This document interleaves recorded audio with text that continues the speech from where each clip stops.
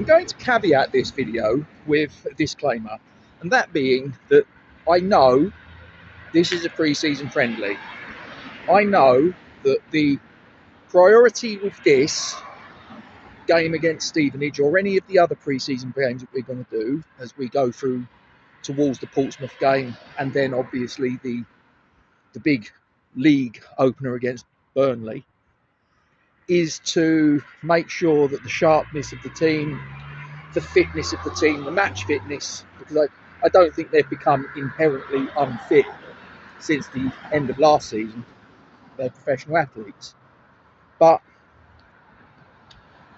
I know it's a friendly, but we've just beaten Stevenage, who finished 6th in League One last season, so they're no mugs, and we've just beaten them at their place 5-0. Yes, I know, pre-season friendly. I get it. But it was largely the same team that started against Southend United at the weekend. Some notable absentees from the matchday squad were Dinos Mavropanos, Freddie Potts. There was a third member. I can't remember who it was. You'll have to forgive me. This is what happens when you get a little bit older. You forget things.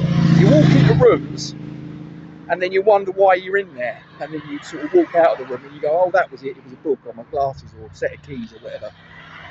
But anyway, there was three players that have been struck down by some sickness bug that has apparently been swirling around Rush Green.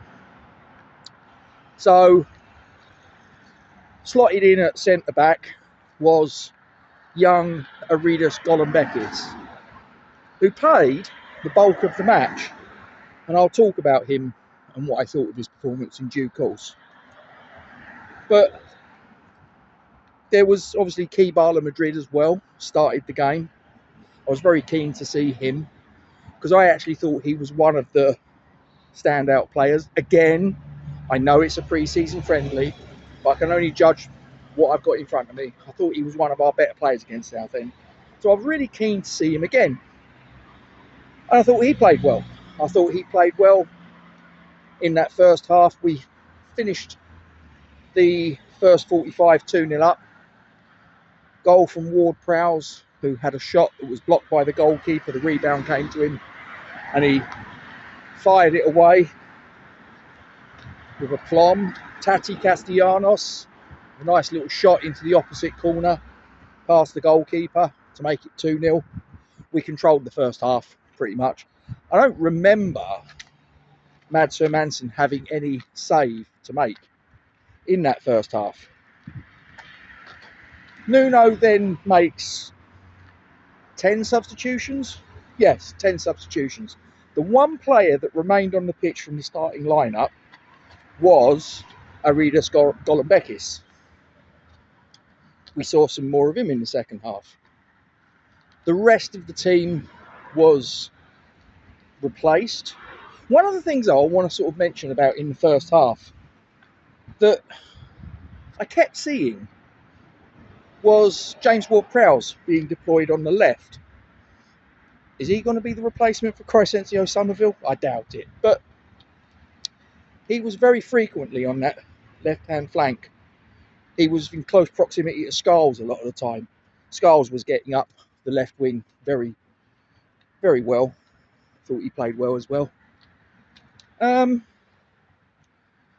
substitutions, like I say, it tends to spoil the flow of the game. And to be fair to Stevenage, they certainly gave Areola, who came on for Hermansen at half-time, they certainly made him work harder than Hermansen did in the first half. So I guess that's, credit to Stevenage. But to be fair, we've just made 10 substitutions. Maxwell Cornet made an appearance, although he got a bit of a whack right in the latter stages of the second half.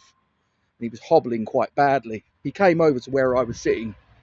I was sort of several rows back, fine, but he came over, he was hobbling, and yeah, he looked like he's taken off. I do feel sorry for him. I do feel it must be really, really frustrating as a professional athlete to keep getting injured, going through the rehab, coming back, getting back to full fitness, getting back onto the pitch and getting another injury. We joke about it, you know, oh no, he probably gets injured sort of doing up his laces and whatever. And we do, football fans, the banter, we do take the piss a little bit. But I do feel sorry for the geezer, I really do. But anyway, we scored another 3 goals in the second half. Lewis Orford, I thought he played really well, came on, thought he did his bits to good effect. Who else? There was Josh Ajala, I think, got the second one in the second half, so put us 4-0 up. And then who was it that met Jet Murphy? Jet Murphy to make it 5. And look, like I say, 5-0 is a very creditable scoreline. We got to remember though it's a pre-season friendly, but you'd rather win it 5-0 than lose it 5-0. And as I say, there was in the second half a lot of the kids that were thrown on. Like I say, there was only 2 senior pros in that second half, Areola and Cornet. The rest of them were under 21s like Callum Marshall, Josh Ajala, Jet Murphy, Lewis Orford, 𝐒𝐭𝐞𝐬𝐿, Junior Robinson. So it was a very, very young, inexperienced team. And they were playing against a Stevenage team that would have contained a lot of players that have had an awful lot of experience in league football, much more than the kids have. So, and they held their own. They held their own. Lewis Orford, I thought, played really well in that second half. Like I say, got a goal, well deserved. So, we've obviously got the Rangers game on Saturday. My son and I are going up there. We've got getting the train up on Sunday, staying overnight Sunday into Monday. And I'm looking forward to it because I think that, look, Rangers will be another step up. As the friendlies, the quality of the opposition, it's ratcheting up a little bit. We've obviously had Colchester, Southend, obviously are at a certain level. I think Stevenage are a cut above Southend and Colchester by and large, with all due respect to them. Rangers will be another step up in quality. And then obviously we got that away game against Magdeburg. I've got to be honest, I don't know too much about them. They're a German team, but they'll be strong and they'll be up for it. But I think if we go in against Rangers and we give a decent sprinkling of youth players, like I say, there was a lot of players that I think need to be given an opportunity if they're fit. I'm hoping that Golambeckis is not out of that game. I'm hoping that he'll get another little run out. Whether he'll get as many minutes as he did today, I think that was largely because of the illness with Dinos Mavropanos. But yeah, I'm quite happy. Like I say, it is a pre-season friendly. I know that.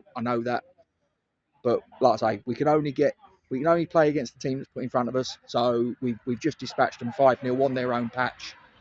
So yeah, I'm happy, and it's onwards and upwards to the Rangers game.